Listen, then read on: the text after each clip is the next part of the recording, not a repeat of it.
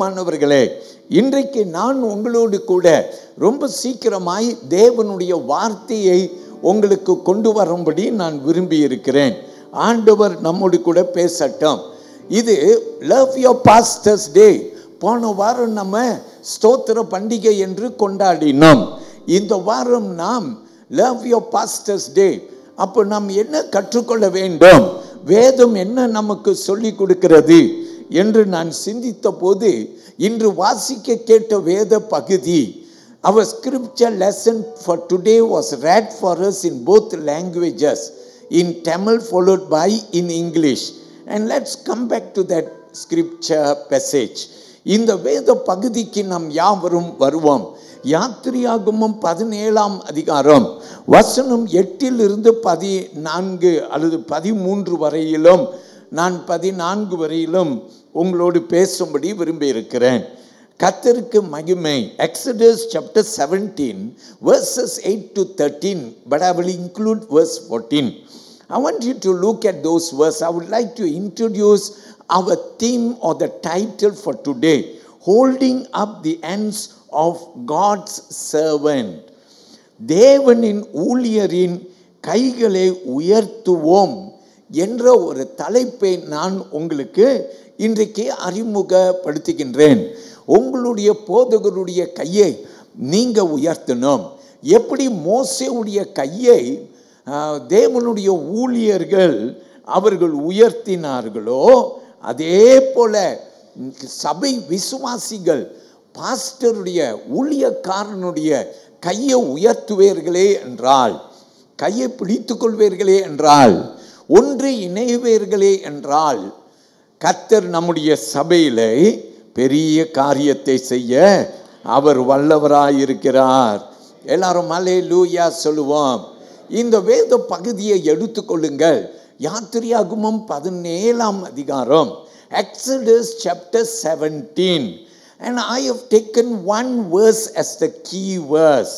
I want you to look at verse 12, and that will be our key verse. வசனம் 12 நமக்கு அடிப்படையான வசனமாகும். இதை நான் உங்களுக்கு வாசிப்பதற்கு முன்பு வசனம் 8 கவனியுங்கள்.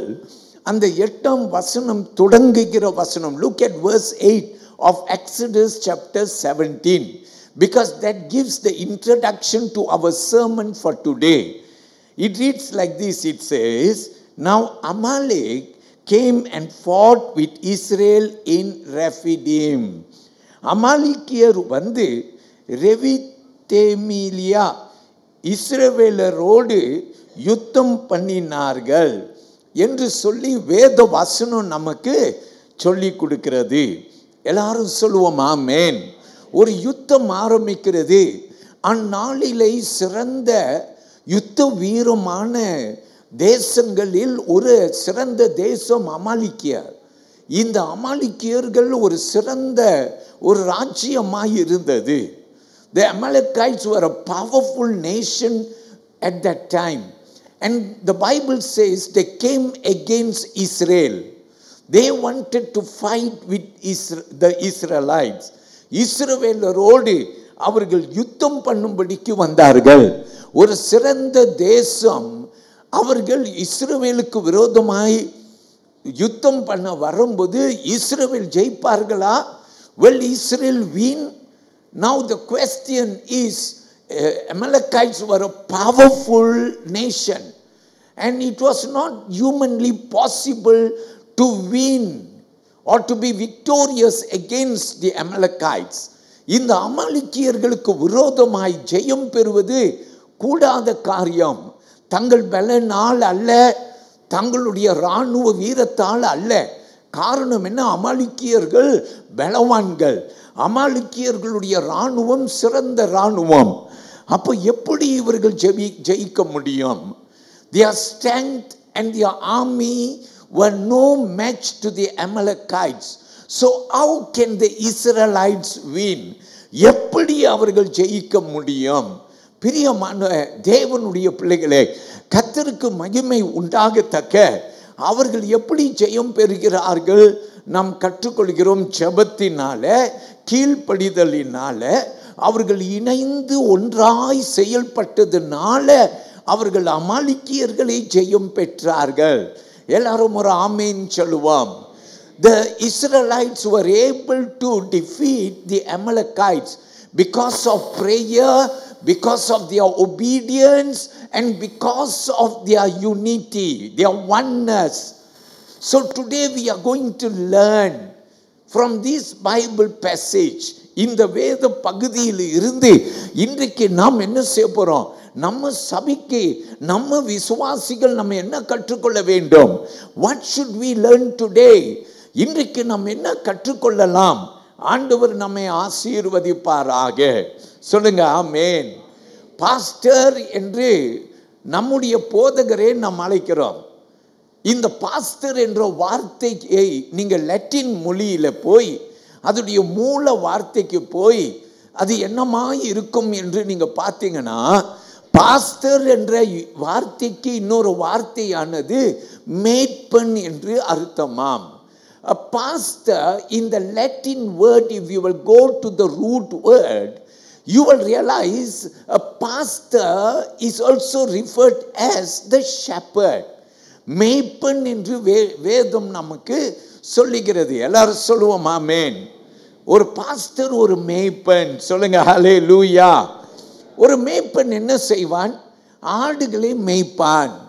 What will a shepherd do? He will tend the sheep. Shall we say amen? ஆடுகளை மேய்ப்பான். ஹல்லேலூயா.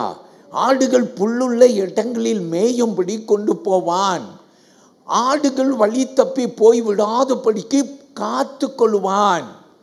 அப்ப இந்த மேய்ப்பனுடைய குண அதிசயங்களை வைத்து ஒரு ஆவிக்குரிய மேய்ப்பனுடைய குண அதிசயத்தை நாம் பார்க்கணும். You want to look at your pastor just as a pastor and you don't understand the meaning of a pastor, then it's too bad. You must look at your pastor as the shepherd. What will a shepherd do? He will tend the sheep, he will guide the sheep, he will feed the sheep. Shall we say amen? Appo, if you will take these characteristic of a shepherd and place it upon the pastor, then you will know the spiritual implication of a pastor who feeds the sheep, who leads the sheep. Shall we say amen? பிரியமான கர்த்தருடைய பிள்ளைகளே, இதைத்தான் நாம் வேதத்திலே கற்றுக்கொள்கிறோம். என்னோடு கூட யோவான் 10ஆம் அதிகாரம்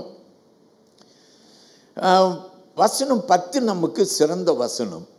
Look at John chapter 10 verse 10 says, the thief comes to steal, kill and to destroy, but I came to give you life. திருடன் திருடவும் கொல்லவும் அழிக்கவும் வேறு ஒன்றுக்கும் வரான், நானோ அவனுக்கு ஜீவன் உண்டாயிருக்கும்படிக்கு அந்த ஜீவன் பரிபூர்ணமாகும்படி வந்தேன் என்று சொல்லுகிறார். ஆனால் அடுத்த வசனத்தை கவனிங்க. Look at verse 11. I am the good shepherd. The good shepherd lays down his life for the sheep. நானே நல்ல மேய்ப்பன். நல்ல மேய்ப்பன் ஆடுகளுக்காக தன் ஜீவனை கொடுக்கிறான். எல்லாரும் ஒரு பிரைஸ் எல்லாம் சொல்லுங்க பார்க்கலாம். ஹல்லேலூயா. கர்த்தருக்கு மகிமை. யாரு நல்ல மேய்ப்பன்? இயேசு. இன்னைக்கு உங்க பாஸ்டர் மேய்ப்பனாய் இருக்கலாம், ஆனால் பிரதான பாஸ்டர் ஒருவர் இருக்கிறார். அவர் நாம் ஆராதனை செய்கிற ஆண்டவர். அவருக்கு பெயர் நல்ல மேய்ப்பன்.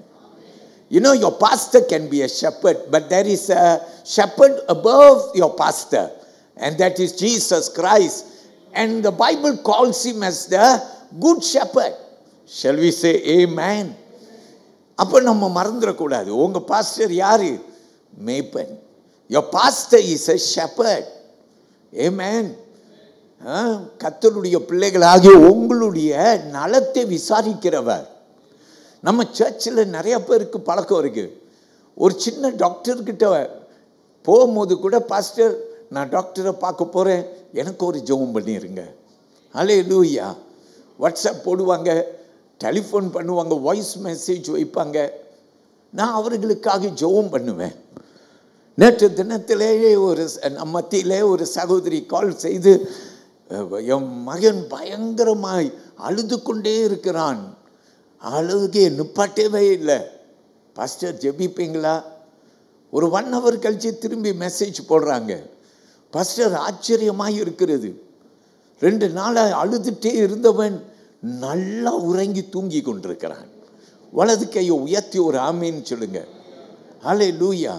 ஸோ பிரியமானவர்களே, உங்கள் மேய்ப்பர், சில பேர் இப்படி சொல்லுவாங்க, எல்லாத்துக்கும் போய் பாஸ்டரை டிஸ்டர்ப் பண்ணாதீங்க. ஏன் எல்லாத்துக்கும் போய் பாஸ்டரை டிஸ்டர்ப் பண்ணுறீங்க? அதுவும் நல்ல கொள்கை தான். ஆனால் பிரியமான கர்த்தருடைய பிள்ளையே, நீ பாஸ்டர் எனக்கு ஜெபம் பண்ண போதும். சில பேர் சொல்லுவாங்க, பாஸ்டர் நீங்கள் மருத்துவமனைக்கு வரலன்னா பரவாயில்ல, ஆனால் நீங்கள் ஒரு ஜெபம் பண்ணிடுறீங்களா? எல்லாரும் ஆமேன்னு சொல்லுங்க. கர்த்தர் பெரியவர். உங்கள் மேய்ப்பன் யார் என்று நீங்கள் அறிந்து கொள்ள வேண்டும். இன்றைக்கு ஒரு தீர்மானம் பண்ணுவோம். என் பாஸ்டர், நான் பாஸ்டர் என்று எண்ணினேன். ஆனால் அந்த பாஸ்டருக்கு அர்த்தம் என்னன்னா மேய்ப்பன். நாங்கள் ஆடுகள், அவர் என்னுடைய மேய்ப்பன், அவர் தான் எங்களை மேய்க்கிறார். ஐயா, பவுல் எழுதுகிறார் எபேசியர் சபைக்கு 4ஆம் அதிகாரத்தின் 11வது வசனத்திலே பவுல் எழுதுகிறார். என்ன என்று எழுதுகிறார் பாருங்கள். Look at Ephesians chapter 4 and verse 11. He gave some to be apostles, some prophets, some evangelists and some pastors and teachers. அவர் சிலரை அப்போஸ்தலர்களாகவும் சிலரை தீர்க்கதரிசிகளாகவும் சிலரை சுவிசேஷகர்களாகவும் சிலரை மேய்ப்பர்களாகவும் போதகர்களாகவும் ஏற்படுத்தினார். எல்லாரும் ஆமீன் சொல்லுங்க. 5 ஊழியத்தை பார்க்கிறோம். சொல்லுங்க, பிரைஸ் தி லார்ட். கர்த்தருக்கு ஸ்தோத்திரம் உண்டாவதாக. அப்ப இந்த ஊழியத்திலே ஒரு ஊழியம், ஹல்லேலூயா, ஆண்டவர் நியமித்து இருக்கிறார். ஹல்லேலூயா. ஐயா, நான் பாஸ்டராய் ஆகணும்னு ஆசைப்பட்டேன். ஆனால் எனக்கு ஒன்று தெரியும், என் சபையில் போதிக்கப்பட்ட ஒரு காரியம், அழைப்பு இல்லாமல் ஊழியம் இல்லை. அழைப்பு இருக்கணும். ஒரு அழைப்பு இருந்தால் தான் அந்த ஊழியம் ஆசீர்வாதமாக இருக்கும். இன்னைக்கு நம்ம திருச்சபையில் 28 வருஷமாய் ஊழியம் செய்கிறேன். அதற்கு முன்பு மெதடிஸ்ட் திருச்சபையில் 10 வருஷமாய் ஊழியம் செய்தேன். இந்தியாவில் படித்து வந்தேன், எல்லாம் செஞ்சேன். ஆமேன்னு சொல்லுங்க. கர்த்தருக்கு மகிமை உண்டாகட்டும். எத்தனையோ சவால், எத்தனையோ சூழ்நிலைகளை கடந்து போயிருக்கிறேன். அதாவது சொல்லுவாங்க, ஒரு மலை என்று இருந்தால் ஒரு பள்ளத்தாக்கு என்று இருக்கும். சில சமயத்தில் மலை போன்ற அனுபவம், நல்ல உயர்வான அனுபவம், சந்தோஷமாக இருக்கிறேன். ஹல்லேலூயா. சில சமயத்தில் வீட்டுக்கு போய் தூங்க போகும்போது ரொம்ப சந்தோஷமாய் இன்றைக்கு நடந்த சம்பவத்தை நினைத்து சந்தோஷமாக தூங்குறேன்.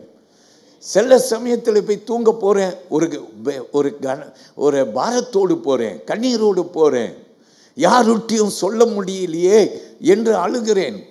எப்படி ஒவ்வொரு மனுஷனுடைய வாழ்க்கையிலே ஒரு உயர்வு இருக்கிறதோ, ஒரு மலை என்று இருந்தால் ஒரு பள்ளத்தாக்கு நிச்சயமாக இருக்குது. அப்போ மலையிலேயே இருந்துட முடியுமா? சில சமயத்தில் பள்ளத்தாக்குலேயும் இருக்கணும். ஆண்டவர் அனுமதிக்கிறார். இல்லாட்டினா நம்ம அப்படியே உயரங்களிலேயே போயிடுவோம் இல்லையா? அதனால ஆண்டவர் அனுமதிக்கிறார் என்று நாம் பார்க்கிறோம். கண்ணீர் விடுகிறேன். கடைசி ஆண்டவர்கிட்ட என்ன தெரியுமா சொல்கிறேன்? ஆண்டவரே, இந்த பாரத்தை நான் சுமக்கலை, உங்ககிட்ட விட்டுறேன்ப்பா. அப்புறம் தான் ஆறுதல் அடைகிறேன், அப்புறம் தான் நிம்மதியாக தூங்குறேன். ஆமீன்னு சொல்லுங்க. கர்த்தர் பெரியவர். அப்போ உங்களுடைய மேய்ப்பர் யார்? ஆவிக்குரிய மேய்ப்பர், ஆண்டவரால் நியமிக்கப்பட்டவர். அவராக இந்த ஸ்தானத்துக்கு வரவில்லை. சில ஊழியக்காரவங்க இன்னைக்கு எழும்பி கொண்டிருக்கிறாங்க. அழைப்பு இல்லாது எழும்பி விடுகிறார்கள்.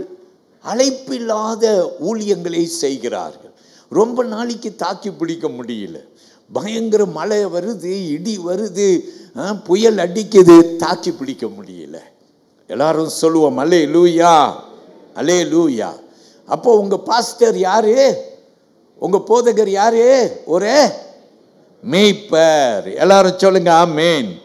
பிரியமானவர்களை, சீக்கிரம் கவனியுங்கள். மோசே என்ன செய்தார்? இதான் நம்முடைய அடிப்படையான வசனம். யாத்திரையாகமம் 17ஆம் அதிகாரம் வசனம் 12க்கு வாருங்கள். Look at Exodus 17 and verse 12. It says, but Moses' hands became heavy. So they took a stone and put it under him, and he sat on it. And Aaron and Hur supported his hands, one on one side and the other on the other side. And his hands were steady until the going down of the sun. மோசேயின் கைகள் அசந்து போயிற்று. அப்பொழுது அவர்கள் ஒரு கல்லை கொண்டு வந்து அவன் கீழே வைத்தார்கள். அதன் மேல் உட்கார்ந்து ஆரோனும் ஊரும் ஒருவன் ஒரு பக்கத்திலும் ஒருவன் மறுபக்கத்திலும் இருந்து அவன் கைகளை தாங்கினார்கள். இவ்விதமாய் அவன் கைகள் சூரியன் அஸ்தமிக்கும் வரைக்கும் ஒரே நிலையில் இருந்தது. எல்லாரும் ஆமீன் சொல்லுங்க பார்க்கலாம். அங்க நீங்க பிடிக்க வேண்டிய வார்த்தை என்ன தெரியுமா? இப்போதைக்கு ஸ்டடி அப்படின்னு சொல்லுது. என்னாச்சா? Look at that verse. Moses' hands were steady until the going down of the sun. Why? Because they rolled a stone, he sat on it, and they held on to his hands. Hallelujah. ஆரோனும் ஊரும் என்ன செய்தார்கள்? அவன் கையை பிடித்து தாங்கி கொண்டார்களாம். எல்லாரும் praise the Lord சொல்லுங்க. அவன் உட்கார வைத்து மோசேயுடைய கையை தாங்கி கொண்டார்கள். மோசே கை உயர்த்தப்பட்டிருக்குதுன்னா என்ன அர்த்தம்? மோசே இஸ்ரவேலர் ஜெயம் பெறுவதற்காக, என் ஜனங்கள் வெற்றி பெறுவதற்காக, அமாலிக்கியர் என்ற சாத்தானின் ரூபத்திலே வந்தவர்களுக்கு விரோதமாய் யுத்தம் செய்கிற என் ஜனங்கள் ஜெயம் பெறணும் என்றதற்காக மோசே ஆண்டவர்கிட்ட வழக்காடி கொண்டிருக்கிறார். நம்ம சற்று முன்பு துதி நடத்தினோம் இல்லையா? துதி வேலையிலே சகோதரர் நமக்கு என்ன சொன்னார்? ஒவ்வொரு நேரம் வரும்போது கைகளை உயர்த்தி, அல்லது ஜெபிக்கும் போது கைகளை உயர்த்தி ஹல்லேலூயா ஜெபம் பண்ணுங்க. ஏன்? கைகளை உயர்த்தும் போது வெற்றி நிச்சயம். ஹல்லேலூயா. விடுதலை சத்தியம். எல்லாரும் சொல்லுங்க ஆமென். தேவனுக்கு மகிமை உண்டாவதாக. மோசே ஜெபம் பண்றாரு, மோசே ஜெபம் பண்றாரு, மோசே ஜெபம் பண்றாரு. அவர் கை சோர்ந்து போகிறது. மனுஷன் தானே, ஆவி உற்சாகம், மாம்சமோ பலவீனம்.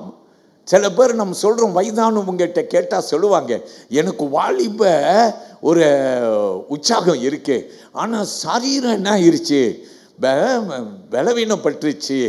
அதனால சொல்லுவாங்க, என் ஆவி உற்சாகமாக இருக்கு, ஆனால் என் சரீரம் எப்படி இருக்கு, பலவீனமாக இருக்கிறது. ஹல்லேலூயா. மோசே கையை உயர்த்தி கொண்டே இருக்கிறார், கை கீழே இறங்கிட்டே வருது.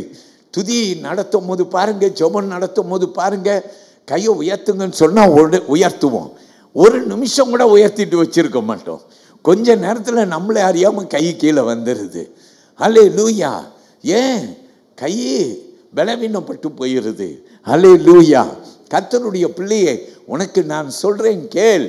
நீ கையை உயர்த்தி கொண்டு இருக்கும்போது, உன் ஊழியக்காரனும் கையை உயர்த்தி கொண்டு இருக்கும்போது உனக்கு பலன் உண்டு. எல்லாரும் சொல்லுங்க ஹல்லேலூயா. சிலர் என்கிட்ட ஜெபம் பண்ணுங்க பாஸ்டர் என்று என்னை கூப்பிடுவார்கள். என்னை கூப்பிடும்போது நான் சொல்லுவேன், நான் ஜெபம் பண்ணட்டுமா ஃபோனில்? நான் ஜெபம் பண்ணும்போது முக்கியமாக முடிந்த அளவில் நான் சொல்லுவேன், இந்த கையை நான் உயர்த்தி, நான் கார் ஓட்டிகிட்டு இருந்தாக்க கூட, பிரியமானவர்களே, அதாவது ஹேண்ட் ஃப்ரீயில் போட்டாலும் கூட அந்த ஒரு நிமிஷம் கையை உயர்த்திடுவேன். ஆண்டவரே, இந்த நபருக்காக ஜெபம் பண்ணுறேன், ஒரு வல்லமை பாயட்டும், ஒரு சுக வல்லமை இறங்கட்டும். ஹல்லேலூயா, ஹல்லேலூயா சொல்லுவோம். மோசே என்ன செய்தார்? ஊழியக்காரன் என்ன செய்தார்? பாஸ்டர் என்ன செய்தார்? மேய்ப்பன் என்ன செய்தார்? கையை உயர்த்தி ஜெபம் பண்ணினார். இன்னைக்கு 4 காரியத்தை சீக்கிரமாய் கற்றுக் கொடுக்க போறேன். என்னோடு கூட கேளுங்கள். முதல் பாடமாக நான் கற்றுக் கொடுக்க போகிறது, the first lesson comes from verse 9 to 11. Let me give you the first lesson. Honor the calling upon him. அவர் மேல் உள்ள அழைப்பிற்கு கனம் கொடு. ஹல்லேலூயா. யார்? உன் பாஸ்டர். எல்லாரும் ஆமீன் சொல்லுவோமா? ஹல்லேலூயா. கனம் கொடு, கனம் பண்ணு. ஏன்னா உன் ஊழியக்காரன் மோசே அழைக்கப்பட்டார், திக்குவாய் என்று சொன்னான். என்னால முடியாது என்று சொன்னார். ஆண்டவர் சொன்னார், நான் உன்னை தான் அனுப்புவேன். மோசே உடனே என்ன செய்தார்? புறப்பட்டார். அவன் மேல என்ன வந்துச்சு? தேவ அழைப்பு. யோனாவை பாருங்கள், அவன் மேல அழைப்பு வந்துச்சு. ஓட பார்த்தான், ஓட முடியல. கடைசியில நினைவே பட்டணத்திலே வந்து விழுந்தான். ஹல்லேலூயா, ஹல்லேலூயா. ஏன் அவன் நினைவே பட்டணத்துக்கு வந்தான் தெரியுமா? அவன் மேல இருக்கிற ஒரு அழைப்பு. எல்லாரும் சொல்லுங்க ஆமென். அப்ப அழைப்பு பெற்றவன் ஓட மாட்டான், அழைப்பு பெற்றவன் நிற்பான். எல்லாரும் சொல்லுவோம் ஹல்லேலூயா, ஹல்லேலூயா. என்ன செய்வான்? அழைப்பு பெற்றவன் ஜனங்களுக்காக நிற்பான், யாரையும் சபிக்க மாட்டான். ஹல்லேலூயா. ஒரு பாஸ்டர் யாரையும் சபிக்கிறாருன்னா அது பாஸ்டருக்கு அடையாளமே இல்லை. ஒரு பாஸ்டர் யாரா இருந்தாலும் அவங்க எவ்வளவு அவரை வேதனைப்படுத்தி இருந்தாலும் அவர்களுக்காக அழுது கண்ணீரோடு ஜெபம் பண்ணுவான். இயேசுவை பாருங்க, சவுக்களை அடித்து விழாவிலை குத்தி முள்முடி சூட்டி இயேசு மேல காரி துப்பி ஈட்டியில குத்தி அவரை சிலுவையிலே அறைய பண்ணி தூக்கி விட்டு அவர்கள் சிரித்து நகைத்து ஏளனம் பண்ணி கொண்டிருக்கிறார்கள். அவரோ என்ன செய்தாராம்? பிதாவே, இவர்களை மன்னியும், இவர்கள் செய்வது என்னதென்று அறியாது செய்கிறார்கள்.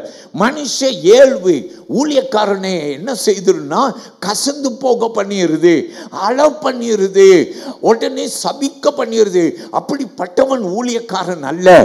எத்தனை துயரத்தை கடந்து போனாலும், எத்தனை வேதனையை கடந்து போனாலும், ஜனங்கள் என்ன செய்தாலும் சரி, ஊழியக்காரன் என்ன செய்வான்? அவர்களுக்காக பிதாவின் இடத்திலே பரிந்து பேசுவான். அப்பா, அவர்களை மன்னியும், அப்பா அவர்களை ரட்சியும், அப்பா அவர்களுக்கு அற்புதம் செய்யும், அப்பா என் குடும்ப ஜனங்களை ரட்சியும், உயர்வுக்கு கொண்டு வரும். ஊழியக்காரன் ஜெபம் பண்ணுவான். எல்லாரும் ஆமென் சொல்லுவோம். என் கூட எடுத்துக்கொள்ளுங்கள் வேத வசனங்களே. Look at verses 9, 10 and 11. And Moses said to Joshua, choose us some men and go out, fight with Amalek. Tomorrow I will stand on top of the hill with the rod of God in my hand. So Joshua did as Moses said to him and fought with Amalek. And Moses, Aaron and Hur went up to the top of the hill and saw it was when Moses held up his hand that Israel prevailed. And when he let down his hand, Amalek prevailed. அப்பொழுது மோசே யோசுவாவை நோக்கி, நீ நமக்காக மனிதரை தெரிந்து கொண்டு புறப்பட்டு அமலேக்கு கூட யுத்தம் பண்ணு. நாளைக்கு நான் மலை உச்சியில் தேவனுடைய கோலை என் கையில் பிடித்து கொண்டு நிற்பேன் என்றான்.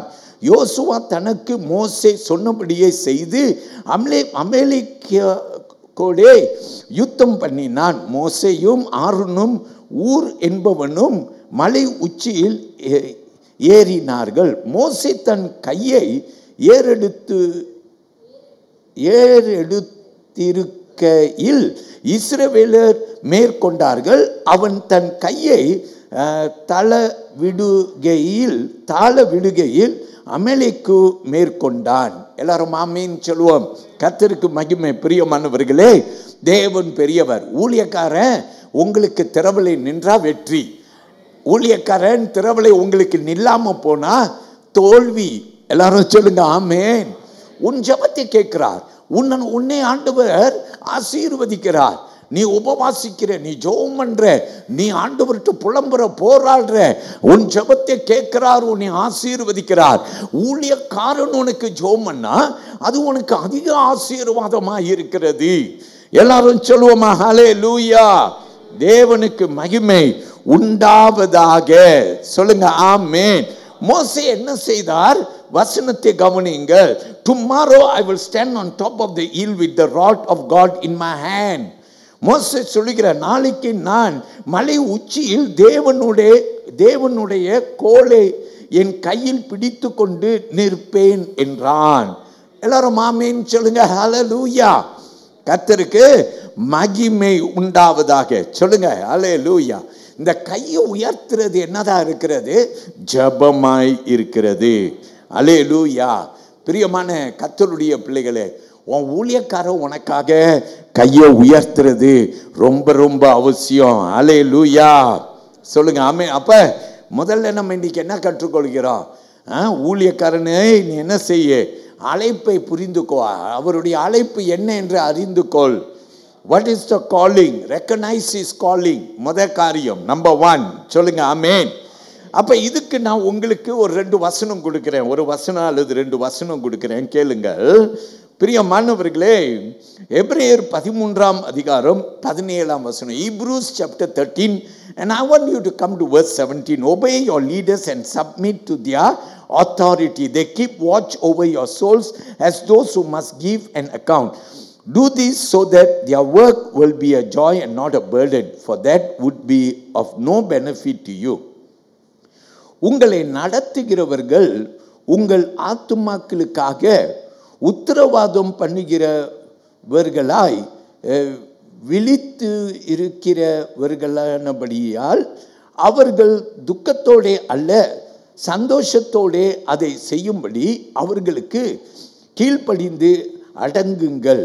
அவர்கள் துக்கத்தோடே அப்படி செய்தால் அது உங்களுக்கு பிரயோஜனமாய் இருக்க மாட்டாதே. எல்லாரும் ஆமென் சொல்லுவோம். கர்த்தருக்கு மகிமை. சொல்லுங்க ஹல்லேலூயா. தேவன் பெரியவர். பிரியமானவர்களே, நாம் கற்றுக்கொள்வோம். ஆண்டவர் நிச்சயமாய் நம்மை ஆசீர்வதிப்பார். பைபிளில் இன்னொரு சம்பவத்தை நான் எடுக்கட்டா? 1 சாமுவேல் புஸ்தகத்தை எடுத்துக்கொள்ளுங்க. 27ஆம் அதிகாரம் வசனம் 1 to 7. ஆனால் நான் 1-2 வசனத்தை மட்டும் வாசிக்க கொடுக்க முடியல. ஆனால் நான் உங்களுக்கு விளக்கம் கொடுக்கிறேன், என்னை கேளுங்க. தாவீது ஓடிக்கொண்டிருக்கிறார். ஏன்? சவுல் தாவீதை கொல்லும்படிக்கு வகை தேடுறார். ஏன்னா ஆண்டவர் சாமுவேல் மூலமாய் தாவீதை ராஜாவாய் நியமித்து விட்டார். சவுல் இதை கேட்டு விஷனமாய்விட்டான். அதனால நீ அடுத்த என் ராஜ்யத்தை எடுக்க போறியா என்ற அந்த ஒரு கசப்பு அவன் என்ன செய்கிறான்? வேட்டையாடும்படி தாவீதை கொலை செய்வதற்கு தேடுகிறான். அவன் கையில் தாவீதை ஆண்டவர் ஒப்பு கொடுக்கல. ஏன்னா அவன் மேலே என்ன இருக்கு? தாவீது மேலே ராஜ அபிஷேகம் இருக்கு. அல்லேலூயா. ஆண்டவர் அபிஷேகம் பண்ணின மனுஷனை தொட முடியுமா? முடியாதுல்ல. விடுவாரா ஆண்டவரே? ஆமேன். ஆனா சவுல் என்பவன் ஆண்டவர் அபிஷேகம் பண்ணப்பட்டவன் அந்த அபிஷேகத்தை இழந்து விட்டான். இப்போது ஆண்டவர் என்ன செய்கிறார்? இந்த வேத வசனத்திலே 1 சாமுவேல் 24ஆம் அதிகாரத்தின் நீங்கள் முதல் 7 வசனங்களை பார்த்தீங்கன்னா அங்கே தாவீது சவுலை கொல்லுவதற்கு சமயத்தை ஆண்டவர் கட்டளை இடுகிறார். எல்லாரும் ஆமென் சொல்லுங்க. 3வது வசனத்தை குறிப்பா நீங்க பார்க்கலாம். ஆண்டவர் வாய்ப்பு கொடுக்கிறார். தாவீது கொலை செய்வதற்கு ஒரு பெரிய வாய்ப்பு கிடைச்சது. சவுல் சிக்கி கொண்டான் என்று சொல்லலாம். ஆனால் தாவீது என்ன செய்தார் தெரியுமா? வசனம் 6 கவனிங்க. Look at verse 6. Once again, 1 Samuel chapter 24 and verse 6. Look at verse 6. The Lord forbid that I should do such a thing to my master, the Lord's anointed, or lay my hand on him, for he is the Lord's anointed. வேதம் என்ன சொல்லுகிறது? அவன் தன் மனுஷரை பார்த்து கர்த்தர் அபிஷேகம் பண்ணின என் ஆண்டவன் மேல் என் கையை போடும்படியான இப்படிப்பட்ட காரியத்தை நான் செய்யதபடிக்கு கர்த்தர் என்னை காப்பார் ஆக. அவர் கர்த்தரால் அபிஷேகம் பண்ணப்பட்டவர் என்று சொல்லி. நல்லா கவனிங்க. அபிஷேகம் பண்ணப்பட்டவர், அபிஷேகம் போச்சு. ஃபாதர் பர்க்மன்ஸ் எழுதுறார் ஒரு பாடல், சொல்லுகிறார், காத்துக்கொள்ளு காத்துக்கொள்ளு பெற்றுக்கொண்ட அபிஷேகத்தை நீ காத்துக்கொள்ளு. எல்லாரும் காத்துக்கொள்ளு. நம்ம மேல இருக்கிற அபிஷேகம் எல்லாரும் தலைமையில கை வைங்க. நீ புரிஞ்சிருக்கோ இல்லையோ, நீ கிறிஸ்டியன் என்றால், நீ சர்ச்சுக்கு போற ஆளா இருந்தா, நீ ஞானஸ்நானம் எடுத்த ஆளா இருந்தா, நீ குடும்பமா கிறிஸ்தவர்களா இருந்தா, உன் மேல ஒரு அபிஷேகம் இருக்கிறது. I want to tell you, I want to stress, don't ever think that an anointing is only upon the servant of God. Why did I ask you to place your hands on your head? Because I want you to recognize, just as how God's anointing is upon the servant of God, it is also upon all of you. எல்லாரும் தலையில கை வைங்க பார்க்கலாம். நம்ம எல்லாரும் மேலேயும் அபிஷேகம் இருக்கு. Father Bergmans பாடுறார், காத்துக்கொள்ளு காத்துக்கொள்ளு பெற்றுக்கொண்ட அபிஷேகத்தை காத்துக்கொள்ளு. ஹல்லேலூயா. நாம் காத்துக்கொள்ளணும். எப்படி பாஸ்டர் நான் காத்துக்கொள்றது? சர்ச்சுக்கு போகிறத விடக்கூடாது. சர்ச்சுக்கு போகிறத விடக்கூடாது. ஞாயிற்றுக்கிழமைனா சர்ச்சுக்கு வந்துடணும், தேவ சமூகத்தில் உட்காந்துடணும். ஆமேன்னு சொல்லுங்க. ஹல்லேலூயா, ஹல்லேலூயா. கர்த்தர் பெரிய. ஓகே, நம்பர் 1 உங்க ஊழியக்காரனை குறித்து வேதம் நம்பர் 1 சொல்கிறது, அவர் மேல் உள்ள அழைப்பிற்கு கனம் கொடு அப்படின்னு. இப்ப நம்பர் 2, ஸ்டாண்ட் பை ஹிம், அவர் பக்கமாய் நிற்கவும். வசனம் 12. Look at verse 12. But Moses' hands became heavy, so they took a stone and put it under him, and he sat on it, and Aaron and Hur supported his hands, one on one side and the other on the other side, and his hands were steady until the going down of the sun. கவனித்து பாருங்க. ஒரு பாறையை கொண்டு வந்து, நம்ம கேட்டோம் அந்த வசனம், கொண்டு வந்து வைத்து மோசே அதில் உட்காந்து மோசையுடைய கையை 2 பேரும் 2 பக்கமாக இருந்து தாங்கி கொண்டார்களாம். இது ரொம்ப முக்கியம். ஏன்னா அதனால தான் இது திறவுகோலான வசனம். இன்னைக்கு பாஸ்டரை கனம் பண்ணுறேன்னு சொல்லி, நீங்கள் பாஸ்டர் உங்களை கனம் பண்ணுறேன், ஐ லவ் யூ பாஸ்டர், சற்று முன்பு நம்மலாம் பாய் பாய் சொல்லிக்கிட்டோம். ஆமேன், எல்லாமே ஓகே தான். பிரியமான கர்த்தருடைய பிள்ளையே, உன் மேலே விழப்பட்ட ஒரு பெரிய கடமை இருக்கு. என்ன தெரியுமா? உன் ஊழியக்காரன் கூட வலது இடது பக்கம் ஆருனை போல ஊரை போலவன் நிற்கணும். Amen. You must stand beside your pastor on the left and on the right. நான் உடனே பாஸ்டர் எப்படி பாஸ்டர் உங்கள் ரைட்டில் லெஃப்ட் இல்லைன்னா ஒரு பெண்மணி வந்து நின்னா உங்கள் மனைவி என்னை துரட்டி விட்டுற மாட்டாங்களா? அப்படி நான் உங்ககிட்ட ப்ராக்டிக்கலாக சொல்ல, ஸ்பிரிச்சுவலாக சொல்கிறேன், ஸ்பிரிச்சுவலாக ஆவிக்குரிய ரீதியில் சொல்கிறேன். நீ என்ன செய்யணும்? உன் போதகர்கிட்ட நீ உன் கற்பனையில் இருக்கணும். எப்படி? உன் போதகர் கூட வலது புறம் இடது புறம் நான் ஒரு ஆரூனாக இருப்பேன், ஊராக இருப்பேன். ஆமேன். வலது கையை எல்லாரும் உயர்த்தி ஒரு அல்லேலூயா சொல்லுங்க. அல்லேலூயா. இந்த மோசேயை குறித்து நீங்க பார்த்தீங்கன்னா, மோசேயை குறித்து வேதம் சொல்லுது, ஆண்டவர் மோசே கூட முகமுகமாய் பேசினாரா. எல்லாரும் ஆமேன் சொல்லுங்க. அல்லேலூயா. ஆனா அப்படி முகமுகமாய் பேசினவனுக்கு 12வது வசனம் சொல்லுது, Moses' hands grew tired. When God was able to talk to Moses face to face, what a powerful man he is. But yet the Bible says that Moses' hands grew tired. Why? He was only human. அவர் ஒரு மனுஷன் தானே. மோசேயின் கைகள் அசந்து போயிற்று அப்படின்னு வேத வசனம் சொல்லுது. எல்லாரும் ஆமேன்னு சொல்லுங்க. ஹல்லேலூயா. அப்போ ஆருனோ ஊரும் நான் பள்ளிக்கூடம் என் பிள்ளைங்கெல்லாம் படிக்கும் போது, நான் பள்ளிக்கூடம் போய் ஸ்பாட்ஸ் டே வந்துருச்சுன்னா கூட நிற்பேன். பள்ளிக்கூடத்தின் டைமு என் பிள்ளைங்க, அதாவது நம்ம பாட்டுக்கு உட்காந்துருப்போம், அவங்க கொடுத்த நாற்காலியில் உட்காந்துருப்போம். திடீர்னு அறிவிப்பாங்க பாருங்க, இந்த கிளாஸ் இப்போது பங்கு பெற போது. நம்ம கண்கள் அந்த கூட்டத்தில் 100 பிள்ளைகள் இருந்தாலும் நம்ம பிள்ளை யாரு அந்த மண்டையை பார்த்தே தெரிஞ்சிடும் நமக்கு, நம்ம பிள்ளை யாரு அப்படின்னு நமக்கு தெரிஞ்சிடும். ஆமேன்னு சொல்லுங்க. அப்புறம் நம்ம சும்மா அங்கேயே உட்காந்துட்டு இருப்போம். மற்ற பிள்ளைலாம் ஓடும் போது எல்லாம் கையை தட்டினா நாமும் என்பி மெதுவாக தட்டிட்டு இருப்போம். ஆனால் என் பிள்ளை இப்போ வந்துடுச்சுன்னா என்ன செய்வோம்? ஒட்டா எழுந்து ஓடி போய் அந்த ஃபீல்டில் கயிறு கட்டி இருப்பாங்க. அந்த கயிறு இருக்கன்னா தான் அங்கிட்டு போக மாட்டோம். இல்லாட்டினா டேய் நீ உட்கார்றா, நான் போய் உனக்காக வழக்காடுறேன்னு போயிடுவோம் நினைக்கிறேன் நம்ம எல்லாரும். ஆமேன்னு சொல்லுங்க. அல்லேலூயா. என் பிள்ளை இல்லையா? என் பிள்ளை எல்லாருக்கும் தன் பிள்ளை தன் குஞ்சு பொன் குஞ்சு அப்படின்வாங்கல்ல. தன்னுடைய பிள்ளைன்னா சும்மாவா? சும்மா இல்லை. ஆமேன்னு சொல்லுங்க. கர்த்தர் பெரியவர். பிரியமான தேவனுடைய பிள்ளையை கர்த்தர் நம்மை ஆசீர்வதிப்பாராக. அப்படிதான் என்ன தெரியுமானிச்சு, ஒரு 2-3 நாளைக்கு முன்னே பாஸ்டர் சற்று அசந்து அப்படி உட்காந்த உடனே உங்களை எல்லாரையும் பார்த்தேன். எல்லாரும் கரிசனை மூப்பர்கள் அப்படியெல்லாம் எல்லாரும் வந்து பாஸ்டர் கேன் ஐ ஹெல்ப் அப்படின்றெல்லாம் நின்னாங்க. அது மத்தியில் நான் பார்த்தேன், கீழே இருந்து அப்னர் மேலே வந்துட்டான். கையில் என்னமோ நோட்டு பார்த்துக்கிட்டு இருக்கான். நான் அவன்கிட்ட கேட்டேன், ஐயா நான் ப்ரீச் பண்ணேன்னா நீ பண்ணலான்னு நினச்சியான்னு கேட்டேன். அப்பயே கேட்டேன், if you really cannot I will help யூனா. எல்லாம் ஆமேன்னு சொல்லுங்கள். ஹல்லேலூயா. ஸோ பிரியமானவர்களே, கர்த்தர் பெரியவர். உடனே உதவிக்கு நிற்கிறாங்க, உடனே உதவிக்கு. எல்லாரும் பிரைஸ் தி லார்ட் சொல்லுங்க. ஸோ பிரியமான கர்த்தருடைய பிள்ளையை எந்த நாக்கெல்லாம் புறம் கூறிச்சு எங்கள் பாஸ்டர் சரியில்லைங்க, ஹல்லேலூயா, அவர் இப்படிங்க அப்படிங்க. இன்னைக்கு ஒரு சின்ன மாற்றம். நீங்கள் பாஸ்டர் உண்மையிலேயே லவ் பண்ணுறீங்கன்னா நம்ம சர்ச் இன்னொரு படி உயர்வுக்கு போனோம். ஏன்னா சர்ச் கட்டுற ஒரு பெரிய பொறுப்பு வந்துருச்சு. உங்களுக்கு தெரியுமா, நம்ம போன வாரம் கார்டு ரிலீஸ் பண்ணோம். கார்டு ரிலீஸ் பண்ண அன்னைக்கு 7 கார்டு கம்ப்ளீட். 7 கார்டு இல்லை, 7 கார்டு கம்ப்ளீட் ஆயிடுச்சுங்க. எல்லோரும் கையை உயர்த்தி ஒரு ஆமைன்னு சொல்லுங்கள்.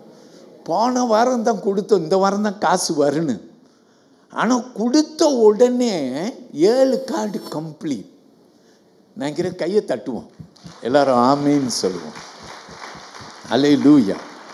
வாவ், கர்த்தர் பெரியவர். தேவனை மகிமைப்படுத்துங்க. கர்த்தர் நல்லவர். ஒவ்வொரு வாரம் நம்முடைய கலெக்ஷனை கொண்டு வந்து நீங்கள் கொடுத்துரும்படிக்கு தான் நாங்கள் கார்டை முடிச்சுட்டு தான் கொடுப்போம். அப்படி இருக்கக்கூடாது. ஏன்னா கையில் பணத்தை ஹோல்ட் பண்ணாக்கா அது ரொம்ப சங்கடம். அதனால் எப்போதுமே ஏன்னா சர்ச்சுக்கென்று ரேஸ் பண்ணுற பணத்தை எப்போதும் நம்ம கொண்டு வந்து ஆலயத்தில் கொடுத்துடலாம். சரி, வருவோம் வசனத்திற்கு. ஊரம் ஆரோனும் இவர்கள் மோசேயுடைய கையை உயர்த்துறாரு, கீழே வருது. சரியா? நம்ம சர்ச்சில் நம்ம ஃபேமிலி கேம்ப்னு முன்ன நடத்துவோம். யூத் கேம்ப் நடத்தும் போதும் நம்ம எனக்கு ஞாபகம் தகவா தெரியுமா? தகவா கயிறு இழுத்தல் போட்டி தெரியுமா? கயிறு இழுத்தல் போட்டி. இங்கிட்டு ஒரு 10-12 பேர் இருப்பாங்க, இங்கிட்டு ஒரு 10-12 பேர். இடையில லைன் இருக்கும், ஒரு ரிப்பன் கட்டி இருப்பாங்க. இங்கிட்டு ஒரு லைன் இருக்கும், இங்கிட்டு ஒரு லைன் இருக்கும். 1 2 3 விசில் ஊதுனோடனே அங்கே ஒருத்தர் நின்று சியர் லீடர், அவங்க குரூப் சப்போர்ட்டர் எல்லாம் 1 2 புஷ் 1 2 புஷ். அப்புறம் இங்கே இவங்க புஷ், இவன் புஷ். கொஞ்ச நேரம் கயிறு இங்கிட்டு இழுக்கும், கொஞ்ச நேரம் கயிறு அங்கிட்டு இழுக்கும், கொஞ்ச நேரம் இங்கிட்டு இழுக்கும். அப்போ யார் ரொம்ப ஸ்ட்ராங்கோ கடைசியாக அந்த கயிறு என்ன செஞ்சிடும், ஒரு பக்கம் இழுத்துட்டு போயிடும். அப்போ எந்த குரூப் ஜெயிக்கும்? இந்த குரூப் தான் ஜெயிக்கும், இல்லையா? பிரியமான கர்த்தருடைய பிள்ளைய ஆரோனும் ஊரும் மோசேயை பார்த்து you can do it, you can do it, you can do it அப்படின்னு சொல்லி சியர் லீடர்ஸாக இருக்கல. சில பேர் சியர் லீடர்ஸாக தான் இருப்பாங்க. You can do it. ஞாயிற்றுக்கிழமை வந்தால் யூ கேன் டூ இட். வெளியில் காரை ஏறும் போது இவனுக்கு எங்கே முடியும் அப்படின்ட்டு நம்ம போயிட்டு இருக்கக்கூடாது. ஆனால் ஆரோனும் ஊரும் என்ன தெரியுமா செஞ்சாங்க? அவங்க கையை பிடித்து கொண்டார்களா, பங்கிட்டார்கள். எல்லாரும் ஆமென் சொல்லுங்க. ஹல்லேலூயா. பங்கு கொண்டார்கள். மோசேக்கு உடனே நம்ம சர்ச்சில் நாங்கள் உட்காந்துருக்கும் போது உடனே யாருடைய ஃபேனுன்னு தெரியல. Thank you so much. ஒரு ஃபேன் உடனே வந்துச்சு, அப்படியே சுற்றிக்கிட்டு இருக்கிறேன் ஃபேன். உடனே இன்னொரு பெரிய ஃபேன் வந்துருச்சு. ஹல்லேலூயா. உடனே ஆரஞ்சு ஜூஸ் வந்துருச்சு. இன்றைக்கெல்லாம் பாருங்கள், ஆரஞ்சு ஜூஸ்லாம் காணும். ஹல்லேலூயா. இப்படி போய் உட்கார்ந்த பிற்பாடு அதுனா கூல் ட்ரிங்க் என்னமெல்லாம் வந்துருச்சு. ஹல்லேலூயா. சில அன்னைக்கு சும்மாவே அப்படி போய் உட்காந்துக்கலான்னு நினைக்கிறேன். ஹல்லேலூயா. கர்த்தர் பெரியவர். எல்லாரும் ஆமென் சொல்லுவோமா? ஹல்லேலூயா. பிரியமானவர்களே, சப்போர்ட்டர்ஸாக இருந்தாங்க, பங்கு பெற்றார்கள். ஆமென் சொல்லுங்க. ஹல்லேலூயா. ஹல்லேலூயா. உனக்கு வேணுமாய்யா? யாரையா உன்னை மலை மேலே ஏற சொன்னா? ஏன்யா எங்கே பிராணனை வாங்குற? ஆரோனும் ஊரும் பேசிக்கல, முறுமுறுக்கல, தாங்கினார்கள், சப்போர்ட் பண்ணாங்க. இதான் நம்ம சர்ச்சுக்கு இப்போ தேவை. நம்ம சர்ச்சுக்கு இது தேவை. ஆமென் சொல்லுங்க. ஹல்லேலூயா. ஹல்லேலூயா. பிரியமானவர்களே, கலாத்தியர் 6ஆம் அதிகாரம் 2ஆம் வசனம் சகோதரிகள் வாசிப்பார்கள். Look at Galatians chapter 6 and verse 2. Carry each other's burdens, and in this way you will fulfill the law of Christ. ஒரு பாரத்தை வெயிட் தபலே ஒரு பாரத்தை ஒருவர் சுமந்து இப்படியே கிறிஸ்துவனுடைய பிரமாணத்தை நிறைவேற்றுங்கள். ஆமென். மைக் ஆன் பண்ணுங்கயா. Praise the lord. எல்லாரும் பிரைஸ் தி லார்ட் சொல்லுவோம். ஆமென். ஒருவர் என்ன செய்யணும்? சுமங்கன்னு தாங்குன்னு. ஆமென். கலாத்தியருக்கு பவுல் எழுதுறார், தாங்குன்னு. ஆமென். இதை செய்யணும். நம்ம என்னதான் இருக்கக்கூடாது? நண்டு கதை தெரியும்ல, எல்லாரும் ஆமேன்னு சொல்லுங்க. சரியா? தமிழன் நண்டை எப்போதும் சும்மா சொல்லுவாங்க, ஒன்று ஏறிச்சுன்னா இன்னொன்று இழுத்து விட்டுறோன்ட்டு. அப்படி இருக்கக்கூடாது. கர்த்தருடைய பிள்ளைகள் ஒன்றாய் இணைந்து செயல்படுன்னு. நான் உங்களுக்கு ஒரு பைபிளில் பவுல் பிலிப்பியர் சபையில் 4ஆம் அதிகாரத்தில் 14ஆம் வசனத்திலிருந்து 16ஆம் வசனம் வரைக்கும் நீங்கள் போய் பார்த்தீங்கன்னா, பவுல் அங்கே என்ன செய்கிறார்? ஒரு கஷ்டத்தை கடந்து போகிறார், பொருளாதார உதவியை நாடுகிறார். அப்பொழுது பிலிப்பியர் சபை என்ன செஞ்சிச்சா? வசனம் 14 கவனிங்க. எனக்கு வாசிக்க சொல்ல டைம் இல்லை, அதனால கவனித்துக் கொள்ளுங்க. வசனம் சொல்லுகிறது, அவர்கள் உடனேயே அவர்கள் கொடுத்து உதவினார்களாம். பிலிப்பியர் சபை, மக்கடோனியா சபையை குறித்தும் வாசித்து பாருங்க. அவர்கள் உதார்த்துவமாய் கொடுத்தார்களாம். ஆமேன். கர்த்தருடைய பிள்ளைகளே, நம்ம எப்படி இருக்குன்னு கொடுத்து உதவுன்னு. பிலிப்பியர் சபையை இவர்கள் 2 முறை இப்படி செய்தார்கள். ஆமேன். 4ஆம் அதிகாரத்தில் நீங்கள் 15, 16வது வசனத்தையும் நீங்கள் கவனிக்கலாம். ஆமேன்னு சொல்லுங்க. இப்போ 3வது பாடத்தை கற்றுக்கொள்ள போகிறோம். Support him in one spirit. Okay, ஒரே ஆவியில் அவரே ஆதரிக்கவும். அப்போ கவனிங்க, முதல்ல என்ன செய்யணும்? ஊழியன் பெற்ற அழைப்பின் கனத்தை கொடுங்க. 2வது அவர் கூட நில்லுங்க. இப்போ 3வது ஆதரவு கொடுங்க. ஆமேன். ஒரே ஆவியிலே ஆதரவு கொடுங்க. One spirit is very important. சரி, யாத்திரையாகமும் 17ஆம் அதிகாரம் எடுத்துக்கொள்ளுங்கள். வசனம் 13 நான் உங்களுக்கு கவனிக்க போறேன். 13வது வசனம். Okay, look at verse 13. So Joshua defeated Amalek and his people with the edge of the sword. யோசுவா அமலேக்கையும் அவன் ஜனங்களையும் பட்டய கருக்கினாலே முறி அடித்தான். எல்லாரும் ஆமேன்னு சொல்லுங்க. அல்லேலூயா. நல்லா கவனிங்க. ஒரு பெரிய ராஜ்யத்தை ஜெயம் பெற்றானா, அமலேக்கியரை வெட்கப்படுத்தினானா. ஏன்? கையை உயர்த்தினா. அப்படின்னா ஜபம். எல்லாரும் சொல்லுங்க ஆமேன். ஒன்றாய் இருந்தார்களாம். 6 ஊரும் இணைந்து ஜனங்கள் மோசேயின் வார்த்தையை கீழ்ப்படிந்து யுத்தம் செய்தார்கள். ஆமேன். ஆண்டவருக்கு கீழ்ப்படியும் போது கர்த்தர் பெரிய காரியத்தை நமக்கு அவர் நிச்சயமாய் செய்கிறார். எல்லாரும் அல்லேலூயா சொல்லுவோம். அல்லேலூயா. So my people of God, it is important. We must be together to win the battle. அப்ப தலைப்பு 3வது என்ன கற்றுக்கொள்கிறோம்? One spirit. அல்லேலூயா.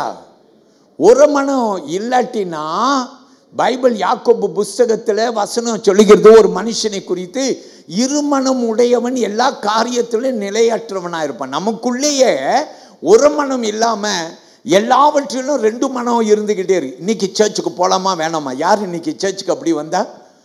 இன்னைக்கு போகலாமா வேணாமா? தூக்கம் பத்தலையே, அம்மா எழுப்புனால நீ சர்ச்சுக்கு வந்து உட்காந்துருக்கிற, வேற வழியே இல்லாமல். கர்த்தருடைய பிள்ளைய, கர்த்தர் உன்னை ஆசீர்வதிக்கும். உன் மனசுக்குள்ளார போக வேண்டாம், போகலாம் போக வேண்டாம். எதை செஞ்சாலும் செய்யலாமா வேணாமா, செய்யலாமா வேணாமா, இந்த 2 மனம் நமக்குள்ளே இருந்துக்கிட்டே இருந்துச்சுன்னா எல்லா காரியத்திலையும் நிலையற்றவனாக இருப்பான் அப்படின்னு பைபிளில் யாக்கோபு எழுதுகிற. கர்த்தருடைய பிள்ளைய, நீங்களும் நானும் எப்படி இருக்கணுமா? நம்ம எல்லாரும் ஒரே ஆவி உடையவர்களாக இருக்கணும். நமக்குள்ளே இருக்கிற ஆவி யாரு? பரிசுத்த ஆவியானவர். நம்மை இணைக்கிறவர் யாரு? பரிசுத்த ஆவியானவர். நான் ரொம்ப பேர்கிட்ட சொல்லுவேன், சர்ச்சில் வந்து தான் உங்களுக்கு இந்த ஃப்ரெண்டெல்லாம் கிடைச்சிச்சு தெரியுமா? நீங்கள் சர்ச்சுக்கு வரலன்னா இந்த ஃப்ரெண்டெல்லாம் இல்லை உங்களுக்கு. அல்லேலூயா. இன்னைக்கு நீங்கள் ஆண்டவருக்கு நன்றி சொல்லுங்க. ஆமேன்னு சொல்லுங்க. நம்ம ஒரு பெரிய குடும்பம். அல்லேலூயா. நான் சொல்லுவேன், 10 பேர்கிட்டையாவது பழகுங்க. சில பேர் பழகிற உங்க கூடயே பழகிக்கிட்டு அட்டை மாதிரி ஒட்டிக்குவாங்க. அதில் அவங்களுக்கு ஒரு சந்தோஷம். பாருங்க, நாங்கள் 2 பேர் ஒன்றா இருக்கிறோம் பாருங்க, நாங்கள் தான் இல்லை, அப்படி இருக்கக்கூடாது, தப்பு. அதான் ஆலயம் கூடி வரும்போது அப்படி இருக்கக்கூடாது. எல்லாரும் கூடியும் நம்ம எப்படி இருக்குன்னு சரிசமமாய் இருக்க வேண்டும். ஸோ பிரியமானவர்களே, ஒரே ஆவியில் அவரே ஆதரிக்க ஆமேன். யார? பாஸ்டரை ஆதரிக்க வேண்டும். எல்லாரும் ஆமேன் சொல்லுங்க. ஹல்லேலூயா. ஒரு பைபிள் வசனம் கொடுக்கிறேன். 133 சங்கீதம் 1 வசனம். Look at Psalm 133 and verse 1. It says, how good and pleasant it is when God's people live together in unity. இதோ சகோதரர்கள் ஒருமித்து வாசம் பண்ணுகிறது எத்தனை நன்மையும் எத்தனை இன்பமும் ஆனது என்று வேத வசனம் சொல்லுது. ஆமேன் சொல்லுங்க. நம்ம எல்லாம் ஒன்னா இருந்தா, ஒரு பைபிள் உதாரணம் கொடுக்கிட்டா, நெகேமியா புஸ்தகத்தில் எருசலேம் மதில்களை கட்ட நெகேமியா பாபிலோன்ல இருந்து வந்திருக்கிறார். எல்லாரும் ஆமேன் சொல்லுங்க. நெகேமியா 3 அதிகாரம் வசனம் 1 இருந்து 32 வரைக்கும். சரியா? நீங்கள் வசனத்தை கவனிங்க. நான் 1 அல்லது 2 வசனம் வாசிக்க சொல்லுவேன், கேளுங்க. ஓகே, வசனம் 1 மட்டும் வாசிங்கம்மா, கேட்போம்.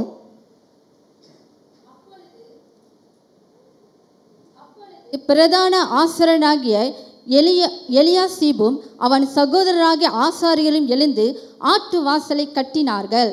அதை கட்டி அவர்கள் பிரதிஷ்டை பண்ணி அதன் கதவுகளை வைத்து மேயா என்கிற கொம்பை முதல் அனேனியா ஏலின் கொம்பை மட்டும் கட்டி பிரதிஷ்டை பண்ணினார்கள்.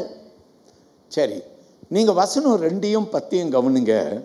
அவன் அருகே அப்படின்னு வசனம் சொல்லலாம். அப்படின்னா நெகேமியா என்ன தெரியுமா செஞ்சிட்டார்? எருசலேம் மதிலை கட்டும் போது, அந்த வால்ஸை கட்டும் போது ஒரு பகுதியும் ஒரு குடும்பத்துக்கு கொடுத்துட்டார், ஒரு குழுவுக்கு கொடுத்துட்டார். அதை கட்டின உடனே அதை ஒரு பிரதிஷ்டை பண்ணுறாங்க. பக்கத்தில் இன்னொருத்தன் கட்டுறான், பக்கத்தில் இன்னொருத்தன் கட்டுறான், பக்கத்தில் இன்னொருத்தன் கட்டுறான். எல்லாம் ஒற்றுமையாய் கட்டி கொண்டிருக்கிறார்கள்.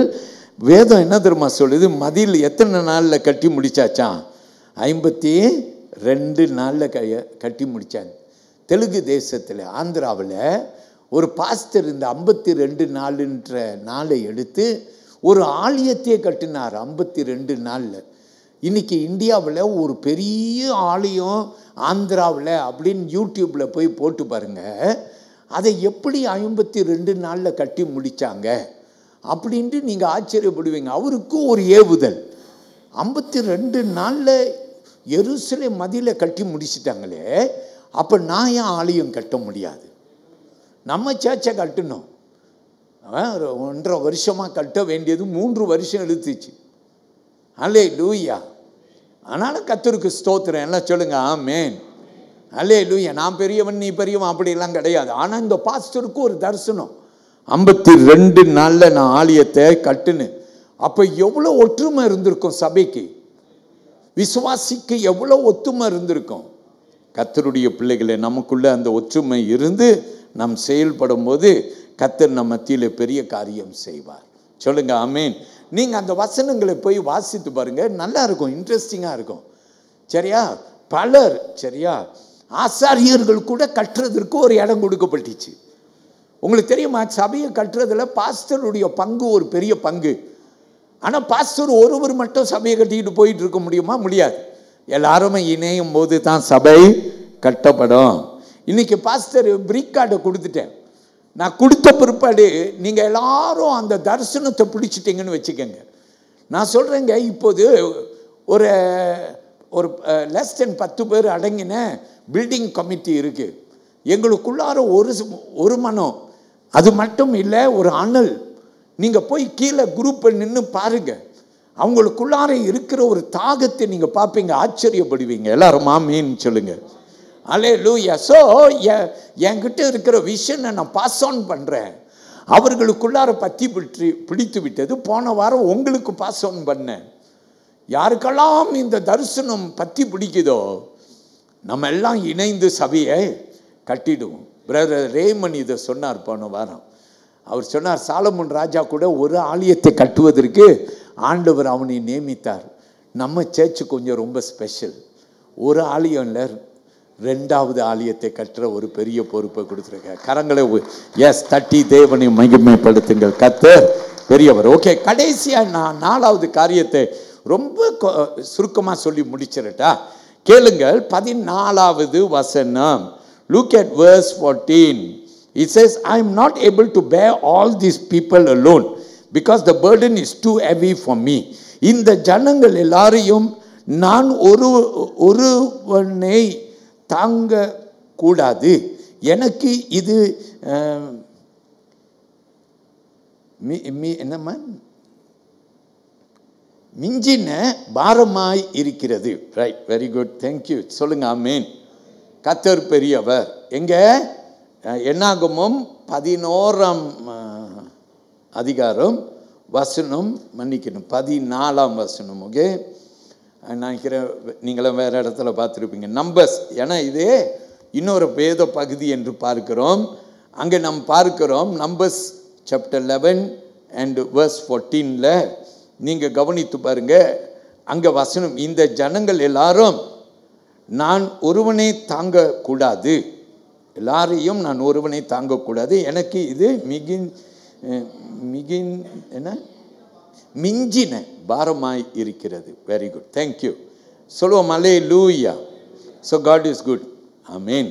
அதனால மோசேக்கு ஆண்டவர் என்ன கொடுத்தார்? 17வது வசனத்தை பாருங்க. ஆண்டவர் சொல்றாரு, மோசே நீ என்ன செய், 70 மூப்பர்களை தேர்ந்தெடு. ஆமேன்.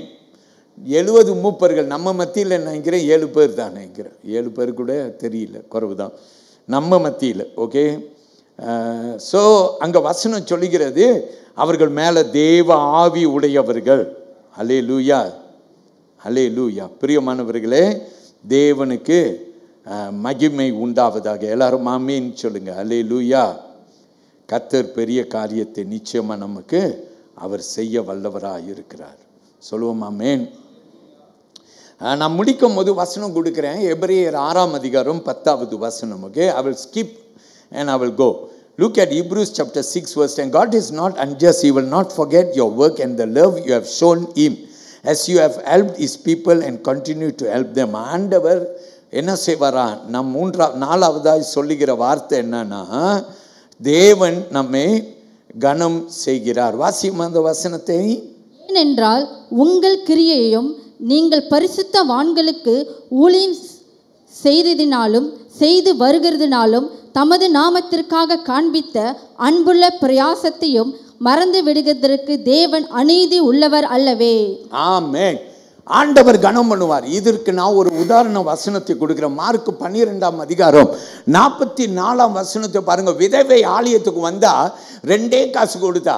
ஆலயத்தில் வந்த மற்றவங்களாம் 1000, 2000, 10,000ன்னு காணிக்க போட்டு போறாங்க. ஆனா இயேசு யாரை பார்த்தாருன்னா, அந்த 10,000 கொடுத்தான் 1000 கொடுத்தவனை பார்க்கலன்ட்டு இல்லை, பார்த்தாரு, கனம் பண்ணாரு. ஆனா 2 காசு உள்ளவர் 2 காசையும் போட்டா பாருங்க. நான் போய் என்ன சாப்பிடுவேன்னு கூட தெரியாது. ஆனால் ஆண்டவருக்கு கொடுக்கறதுல நான் என்ன செய்ய மாட்டேன், கெஞ்சதனம் பண்ண மாட்டேன். ஆமேன். எல்லாரும் சொல்லுங்க அல்லேலூயா, அல்லேலூயா. ஆண்டவருக்கு கொடுக்கறதுல கஞ்சதனம் பண்ண மாட்டேன். நீ கஞ்சதனம் பண்ணாமல் இருப்பனாக்கா கர்த்தர் என்ன செய்வார்? உன்னை ஆசீர்வதிப்பார். ஒரு வாலிபன் இருந்தான். நான் பாஸ்டர்கிட்ட போனான். நான் பாஸ்டர்கிட்ட சொன்னான், நான் பாஸ்டர் என்னமோ தெரியல பாஸ்டர், என் சம்பளத்தை எடுத்தோடனே எல்லா செலவையும் நான் செய்த பிற்பாடு நான் காசு பார்க்குறேன், எனக்கு வேறு காசு இல்லை பாஸ்டர், அதனால என்னால் தசம பாகம் கொடுக்க முடியாமல் இருக்குது பாஸ்டர்னு ரொம்ப அவர் பக்தியோடு சொல்கிறான் பாஸ்டர்கிட்ட. அவன் என்ன நினைப்போடு சொல்கிறான்னா, பாஸ்டரு பரவாயில்லையா, கொடுக்குற நாள் வரும்போது கொடு, இப்போ பரவாயில்ல அப்படின்னு அவனை தேற்றி அனுப்புவாருன்னு நினைச்சான். பாஸ்டர் சொன்னாரோ முட்டிக்கால் போடியா, அப்படியே முட்டிக்கால் போட வைத்தாராம். அல்லேலூயா. ஜெபம் பண்ணாரா? அல்லேலூயா. ஆண்டவரே இவனை ஆசீர்வதிங்க. பாஸ்டருங்க ஆசீர்வதிக்க தானே வேணும். ஜனங்கள் எப்படி வந்தாலும் என்னத்தை பேசினாலும் ஜனங்களை ஆதரிக்கிறது தான் பாஸ்டருடைய கடமை. அல்லேலூயா. அதனால பாஸ்டர் கனம் பண்ணாரா? ஆண்டவரே இவனை ஆசீர்வதியும். ஆண்டவரே இந்த நாள் துவங்கி இனிமே தசம பாகத்தை கொடுக்க அவன் மனசில் தோன்றும், அப்புறம் மற்ற செலவெல்லாம் பார்க்கட்டும் அப்படின்னு சொல்லிட்டு, ஐயா நான் ஜெபம் பண்ண மாதிரி செய்யான்னு அனுப்பிட்டாராம். இவனுக்கு ஒரே துக்கமாக போயிடுச்சு. செலவுக்கு மேலே இன்னொரு செலவா முறுமுறுத்துக்கிட்டே போகிறான். ஆனால் பாஸ்டர் கட்டளையை மீறக்கூடாதுன்னு சொல்லி மறு மாதம் அவன் போய் தசம பாகத்தை கொடுத்துட்டு அப்புறம் அவன் மற்றதெல்லாம் பார்க்குறான். 1 மாதம் 2 மாதம் 3 மாதம் ஆச்சு, திரும்பி வந்துட்டான் பாஸ்டர்கிட்ட.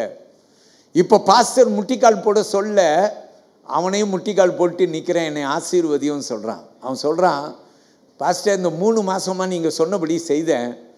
என் பாஸ் என்னை கூப்பிட்டு எனக்கு ஒரு சம்பள உயர்வும் கொடுத்துருக்கிறாரு. அது மட்டும் இல்லாமல் பாஸ்டர் என்னுடைய வருமானத்தில் எனக்கு குறையே இல்லை பாஸ்டர். இனிமேல் நீங்கள் சொன்ன மாதிரியே செய்கிறேன். யாரெல்லாம் முதல்ல எல்லாம் வருமான செலவெல்லாம் பார்த்துட்டு அப்புறம் மிச்சம் இருந்தால் ஆண்டவருக்கு சும்மா தூக்கி போடுற மாதிரி கொடுக்குற ஆட்கள் நீங்கள் இருப்பீங்கன்னா குணத்தை மாற்றி கொடுங்கள். ஆண்டவருக்கு கொடுக்கறது முத இடம். ஆண்டவர் சொல்கிறார், எனக்கு முத இடம் கொடுக்கலன்னா எனக்கு வேண்டான்னு சொல்கிறார். அல்லேலூயா, அல்லேலூயா. முத இடத்தை கொடுக்க கற்றுக்கொள். கர்த்தர் உன்னை ஆசீர்வதிப்பாராக. அந்த விதவியின் 2 காசியை பார்த்தாருன்னா நீ அவருக்கு செய்கிற எல்லாத்தையும் பார்ப்பார். அப்படின்னா உன்னை கனம் பண்ணுவார். ஆமேன். ஊழியக்காரனை கனம் பண்ணி உன்னை கர்த்தர் கனம் பண்ணுவார். எல்லாரும் எழுந்து நிற்போம் தேவ சந்நிதியிலே. கர்த்தரை எல்லாரும் மகிமைப்படுத்துவோம். தேவன் நல்லவராக இருப்பாராக. Price the Lord.